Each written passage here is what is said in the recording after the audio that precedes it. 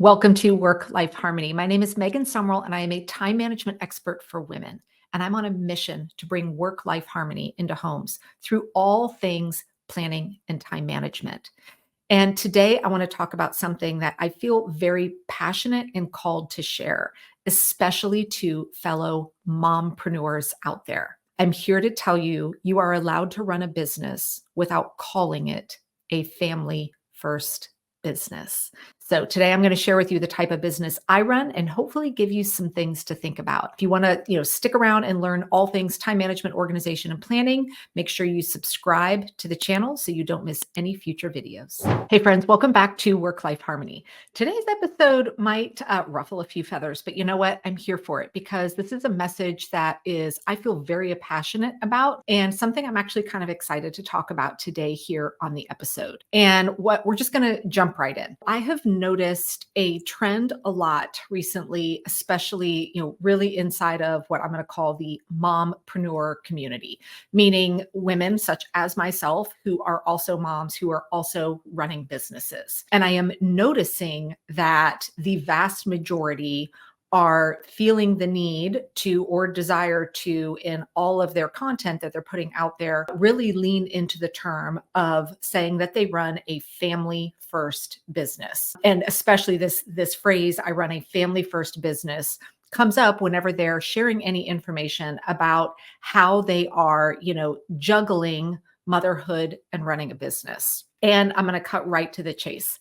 It flat out isn't sitting very well with me. And it's been grumbling a little on my insides for a little bit. And it took me a while to really figure out, what is it about that I just don't love? And the bottom line is there are three reasons, they're kind of subtle, why I personally will never use the term, I run a family first business. First and foremost, it subtly kind of implies that we can only say, as women, as moms, I run a business, if we are then saying, okay, but don't worry, my family's needs always come first, and I am the one fulfilling those needs. Because when we say I run a family first business, what we're saying is no matter what, my family's needs always, always, always trump whatever I may be doing for our business. Now, so that's the first one. Now, the second thing that's tied very closely to this is that it also implies that others' needs are always even coming before yours, right? Because we're saying family first. We're not even saying I put myself above this. And the third thing that's saying this, the way I'm seeing it mentioned all the time, is it's almost as if, as a mompreneur, we are feeling the need to validate our choice to run the business and spend time there, namely away from our children. And so by saying I run a family first business, it's as if we're validating to others, don't worry. Hey, I'm trying to build this amazing business, but don't worry, I'm always putting my family's needs first. You may like this phrase and it may sit well with you because it aligns with your core values. And if so, fantastic. But here's what I find really fascinating. When you read, and believe me, I went and read a lot of it, when you read content from male entrepreneurs, when they are discussing how they plan and manage their time as a business owner, as an entrepreneur and a business owner, you hear them talking about the importance of making sure that they have a calendar in place that allows them to decide what events they want to go to outside of business around time with their friends, time for their hobbies, and sometimes time with family. So what they're leaning into is saying, hey, build a business that gives you the time freedom so that you get to be a well-rounded person. But the counterparts, the mom counterpart is saying, okay, build a business. That means you're always, in a way, that means you're always putting your family first, as opposed to being a well-rounded individual. I want to share with you kind of my thoughts on how I run my business and the phrase that I will openly say as the type of business that I run. Now, I think it's important to mention, I did not leave corporate America and start my own business because I hated my job. I loved what I did. I found it challenging. I found it incredibly intellectually challenged me. I loved the people that I worked with. I made the decision to step away from my corporate job and start a business because I wanted control of my calendar, right? In a corporate setting, they owned me for set times every single day. And so for me, it was just a desire to say, you know what? I want to be in charge of my calendar. So at the end of the day, I tell people I run a business. That's it. And if I have to put a prefix for it, I would tell you I run a Megan first business. This may sound very selfish and self-centered. And guess what? It is. And here's why. I love what I do. I love spending time helping other women get out of overwhelm and live a life that feels harmonious to them. I love teaching time management, planning, productivity, and organization. It fills me up. It challenges me. I have big goals. I run this business because it is what I truly believe I am meant to do, especially in this season of life. Will it be forever? Who knows? But I do this because I love it. It allows me to be the person that I believe I am here to be. All right. And so, guess what? Sometimes things go on my calendar that actually put my business first, meaning I may miss something for my daughter or for my family. I may choose to not go to an event because I very strategically and intentionally decided that my business was going to come first for that particular thing. Sometimes I personally come first. There is time prioritized on my calendar for me to do the things I love outside of my family and outside of my business. And then sometimes, obviously, there are things prioritized on my calendar for my family, but they are all weighed evenly. Things for me, things for business, things for family. So because of that, I am running a me first business, meaning I'm controlling what I do and when I do it so that I can be fulfilled, not overwhelmed, not burn out, and therefore show up as the best version of myself for me, for my family, and for all the incredible women that I get to serve in this business. Now, I'm reminded years ago, and I have shared this story before, when my daughter was about 8 and I was tucking her in to go to bed that night. And I was so close to finishing something that I'd been working on in the very early stages of my business. And I was really excited about it.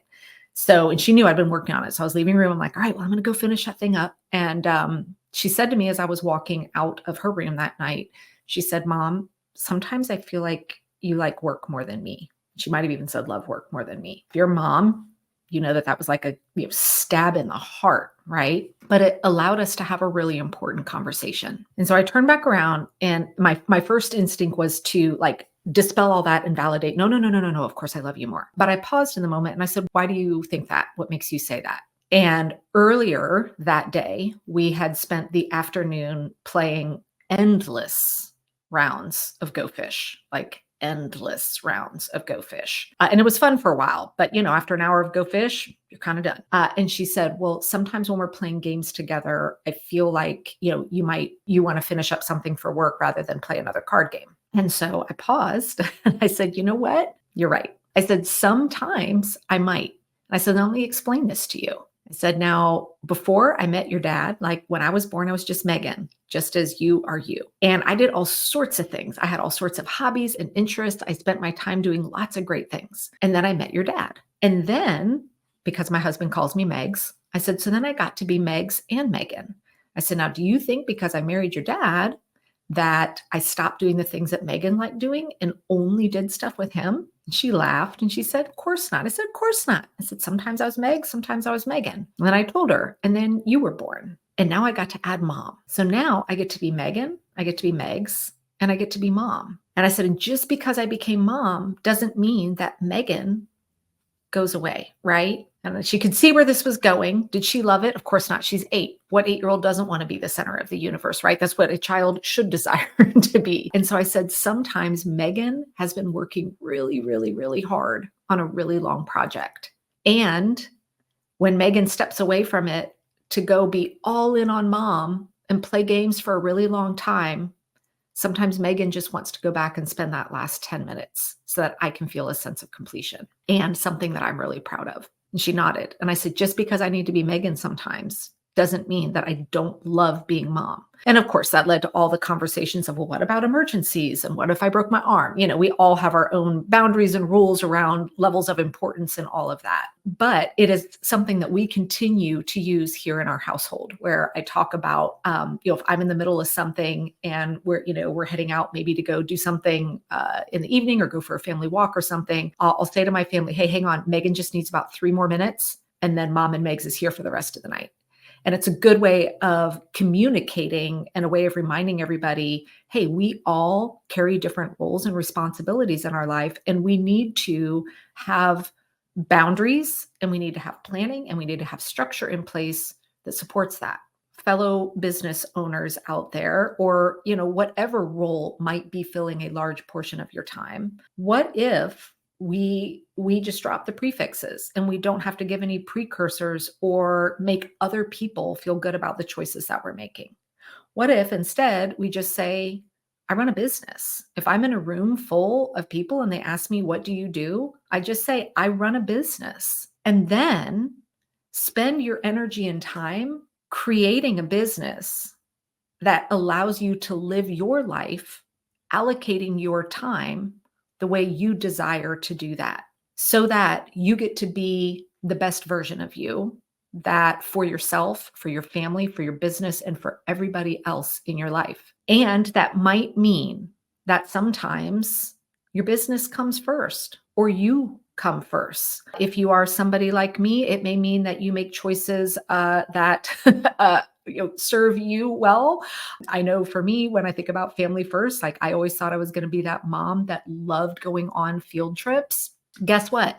I went on my first field trip and I realized this was not a good time for me. So it meant I found other ways to volunteer at school time that did not mean that I needed to go on field trips, right? I actually wasn't putting my family first on going to every single field trip, but where I could spend my time and my services and my skills were far better leveraged somewhere else. And friends, this is why I teach what I teach. I want women to reclaim control over their time and their calendar, not so you can be in service to everyone else all the time, not so you can do more and hustle harder. But the whole purpose of what I teach and how I teach it is so that you can control your time to be in service to yourself, to have the time for all the pockets of your life in a way that is stress-free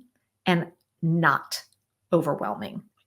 Now, if you are newer here to the show and you're interested in learning more about what I teach as it relates to time management, organization, and planning, I invite you to go over to the top program. TOP stands for Time Management, Organization, and Productivity. You can go to thetopprogram.com.